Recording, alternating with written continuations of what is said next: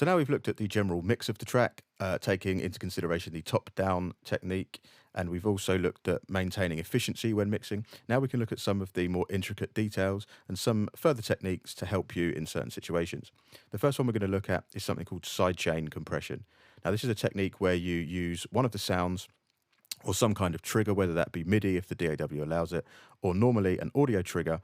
You would take the waveform of that and use that as kind of like an envelope that would then trigger certain things to either come in or come out using things like gates and compressors. What we're going to be doing is using our kick drum as a sidechain trigger, and we're going to be using this trigger to pull down certain elements of the track to emphasize the groove within the track and kind of clear out some of the mess in certain areas. This works really well on sustained sounds. So what we're going to be doing is looking at our kick drum to sidechain some of our instrumentation, mainly the chords and the pad lines. So if I just click from here, we'll hear what it sounds like with no compression whatsoever, and we'll move through on how to set this up in Pro Tools.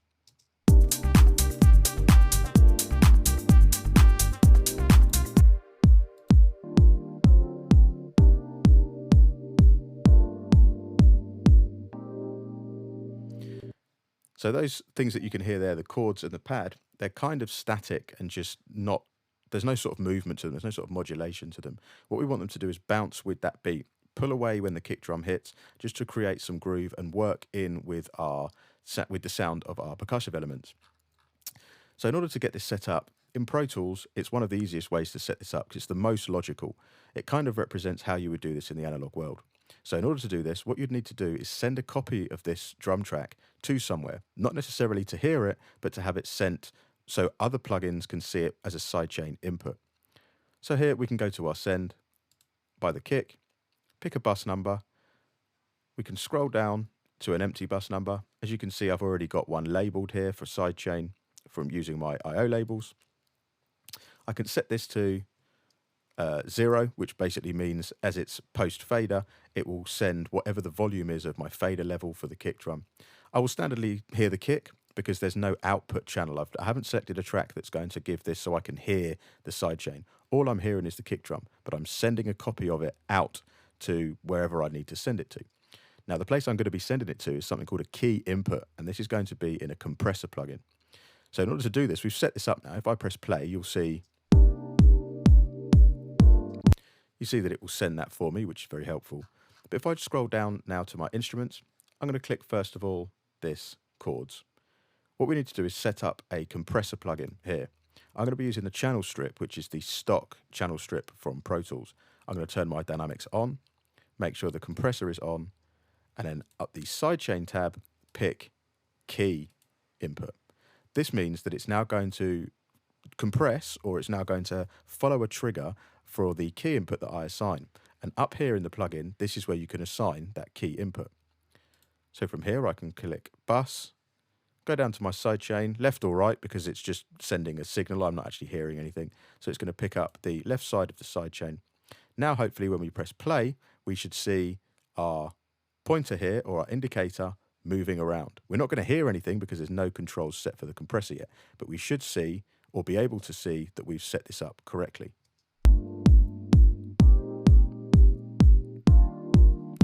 As you can see, that's correct. We've got it all set. So now we can start to move around our compressor controls to find the right amount. Now, this is where things get a little bit more scientific because you need to understand what the control's doing in order to frame the sound and sculpt the sound of that sidechain trigger. If we look up at the actual kick drum, we'll see the shape of this kick drum is what's going to determine how these things are going to be pulled down. So we can see an initial transient, a dip, but then it slowly goes up in volume and then down in volume again. This is how our sidechain is going to react. So the compressor is going to pull down, slightly come back up, and then pull down again. This is like the curve of the compression now. Remember that whatever you set as a sidechain, the waveform contour is going to give you basically kind of the wave shape or the envelope shape and the characteristic of how that compressor is going to pull down. If we go back now to the instruments that we want to compress, I'm going to come over to here and we're going to adjust our ratio. I'm going to put the ratio up to about 4:1 just for now, which means that anything above our threshold number is going to be divided by 4 in terms of its volume. And then we're going to allow the threshold to a point where it doesn't fully cut out, but it just takes away the top part of that sound.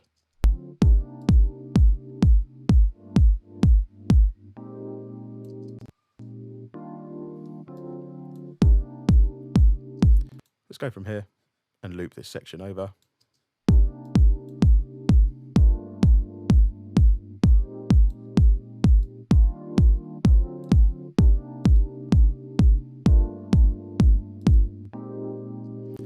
As you can hear there, it's kind of nice. Let's make sure that's on loop again.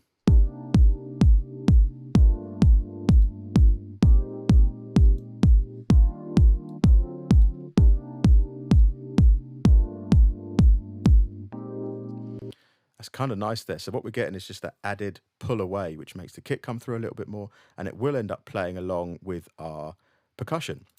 In order to get that timing just right, this is where the release time comes in. This works exactly the same as a standard compressor. It tells you how long the compressor is going to hold on for before it goes back to a non-compressed state. So the faster the release is the quicker the jump back from sidechain. So let's have a listen to see what it sounds like really fast.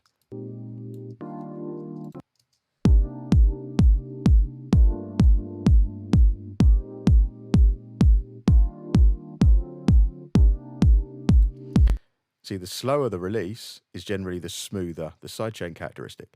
However, this means that the compressor is going to be pulled down for longer, which may mean we need to add a little bit more output gain in order to get that volume correct. It's kind of nice. Let's listen to the pad.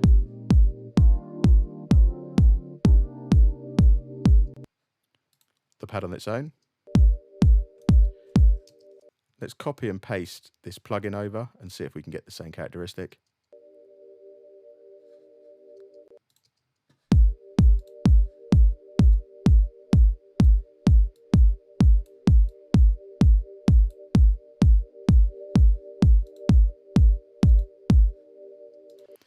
See, again, adds so much more character to the sound. So let's go back to here and see what we can get all together. Let's unmute, let's unsolo everything and just play the lot.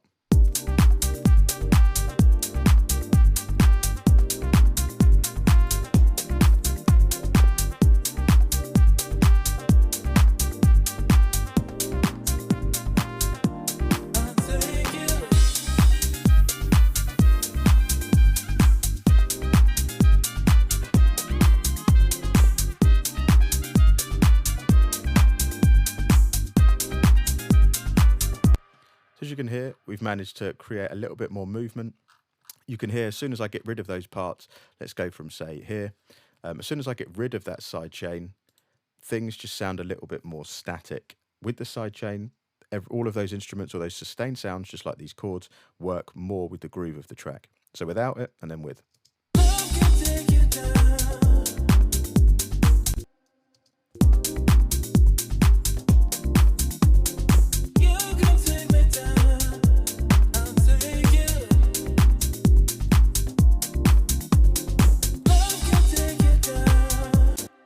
Gives so much more breathing space to everything else. The vocals sound like they stick out from the track a bit more. It just kind of puts those chords in their place a little bit more and adds to the groove. Let's move on to another technique.